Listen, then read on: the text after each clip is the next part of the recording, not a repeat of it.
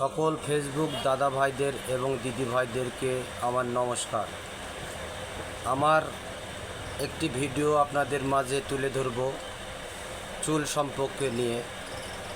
তো আপনারা যারা চুলে বিভিন্ন রকমের মেহেন্দি কালার ব্যবহার করেন, তারা চুলে আর কোনো মেহেন্দি কালার ব্যবহার করবেন না। বাসায় মেহেন্দির গাছ লাগিয়ে নেবেন, নিয়ে ওই গাছ থেকে মেহেন্দির পাতা তুলে পাটায় বেটে আপনারা সবাই একটি ডিম দেশি মুরগির 2টা কাপ ব্যবহার করে ওটা মাথাতে লাগিয়ে দিবেন। দেখবেন আপনাদের চুল শক্ত হবে এবং চুল পড়া বন্ধ হয়ে যাবে এবং সাদা চুল লাল হয়ে যাবে। আর কালো যে সমস্ত চুলগুলো আছে এগুলো অত্যাধিক কালো হবে, মাথার পুষ্টি পাবে। সবাইকে নমস্কার জানিয়ে আদাব, ভালো থাকবেন।